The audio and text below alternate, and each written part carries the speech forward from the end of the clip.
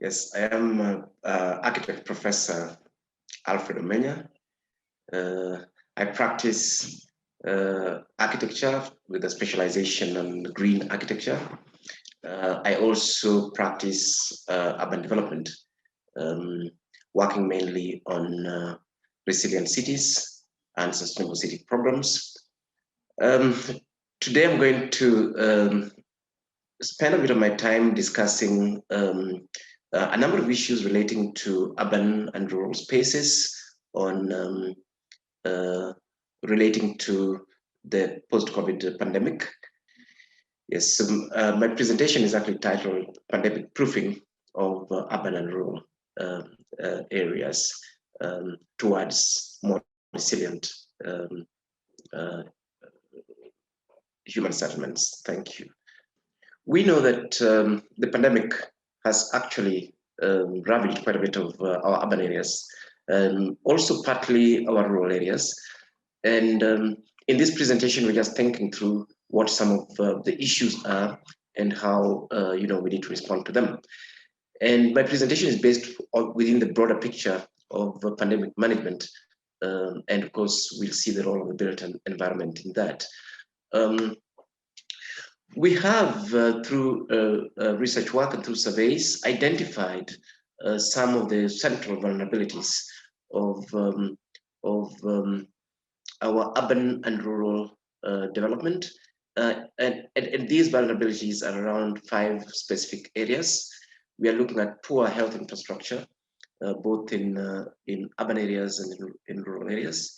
We are looking at poor hygiene related infrastructure. Here one is looking at water provision, one is looking at toilets, one is looking at sewer, drainage and so on, that have direct impact on transmission of the disease. We are looking at economic vulnerability, and a lot of this had to be, was a result of the measures that the government had put in place to deal with the pandemic. And interestingly, part of our survey also showed nutritional vulnerability, both in urban areas and in rural areas, where a number of people could not actually be able to meet their food needs. And again, that is linked directly with the pandemic control measures that government put in place. And then social vulnerabilities. And these, starting from gender-based violence to issues of children abuse and pregnancies of teenage girls and so on. Yeah, so these are 5 key areas that our survey showed as the major areas of vulnerability, both in rural and urban areas. That next slide just shows the extent to which these were considered to be major vulnerabilities. You can see there clearly that food topped the list of the vulnerabilities, and then linked very closely with job creation, and after that followed by health-related infrastructure. But you can see collectively issues of hygiene occupy a huge chunk of the needs that both rural and urban communities have, both in terms of water, in terms of sanitizers, masks, and so on. And then, of course, we have other social economic needs. We have looked in a lot of detail what the government response has been, and also, with the other stakeholders in terms of dealing with the pandemic. And the starting point, of course, was always the health aspects, enforcement of public health, and that included everything from contact tracing to issues of quarantine to issues of wearing masks and so on. And then, of course, linked very closely with that, building a health infrastructure in Kenya, particularly within the counties. And very closely linked to that, again, issues around social distancing, compliance in terms of breaking the pandemic route by ensuring that we don't have congestion. Then we've seen the government approach shift a lot more to protecting the most vulnerable, and these are vulnerable people from a health perspective, but also vulnerable groups from an economic perspective. And now we're getting to a phase where rebuilding the economy becomes becomes the focus, given the huge economic losses that government itself is experiencing, but also losses that the normal citizens are actually experiencing, both in their businesses and in their day-to-day lives.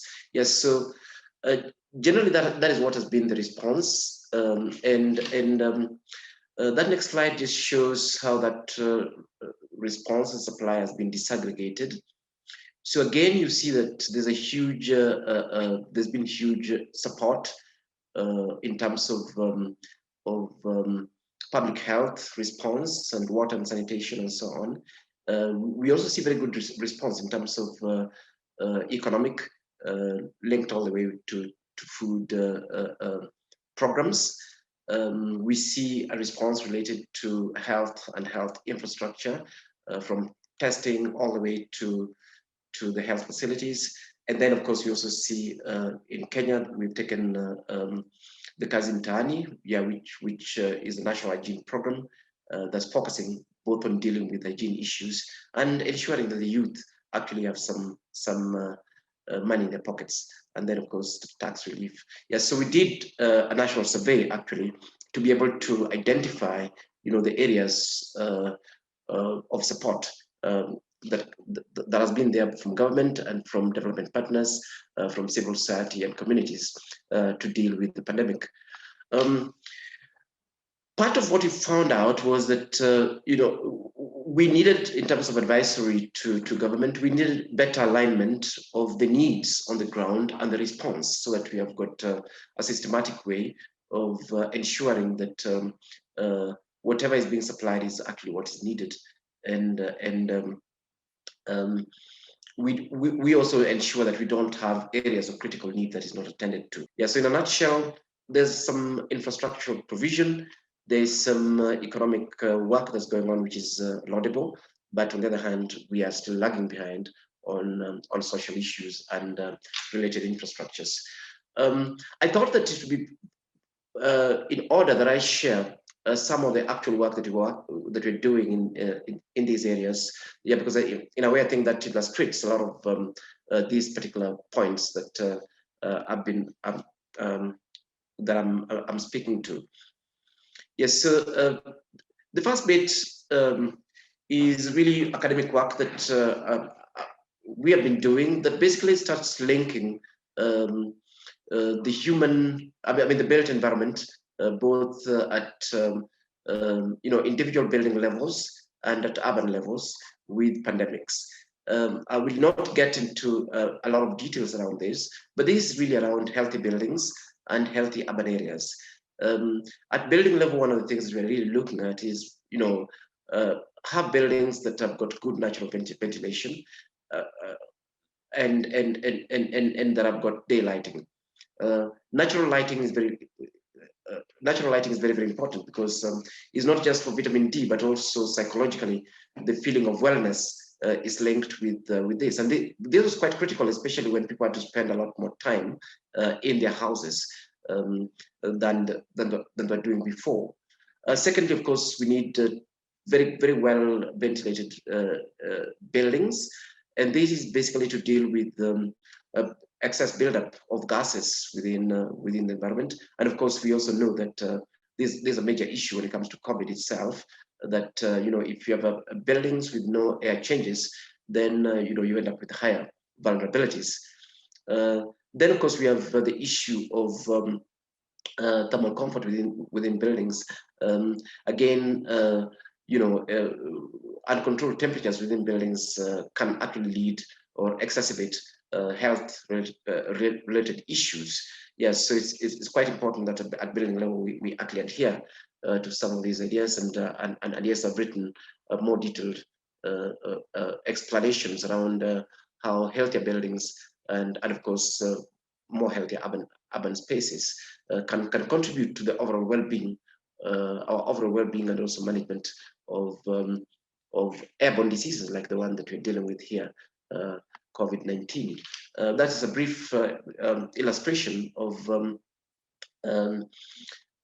the disease cycle and and the need to break that particular cycle amongst humans, whether you're looking at the transmission, whether you're looking at the quality of surfaces that are in there, whether you're looking at issues of humidity, whether you're looking at issues of light, whether you're looking at issues of air and air quality. Yeah, these become very, very important factors that are linked directly with COVID, and we can do something about this, both in both our external environment in urban areas and also our homes. Yes, one of the pieces of work that we've been doing, and this is linked directly with the congestion that's happening in both in rural markets and in urban markets, particularly in informal areas, has been to COVID-proof these particular markets. And of course, most of these markets were closed in the earlier stages of the disease. We only had supermarkets in major urban areas, being open. So it was quite important that we think exactly how to COVID-proof these markets so that people could get back to their the economic and their livelihood activities. Some of the areas of intervention included ensuring that there's good enough planning to guarantee social distancing, ensuring that the actual trading spaces are done in a way that limits spread of diseases and of course human contacts, ensuring that we have got good infrastructure and services that would help improve hygiene. So you're looking at sanitizers, you're looking at water and so on being improved in these particular places.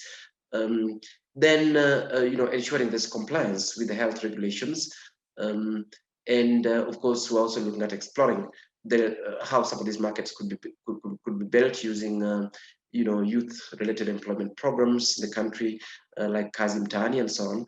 And then, of course, ensuring that these models we're creating were highly adaptable and replicable in different parts of the country, together with the government.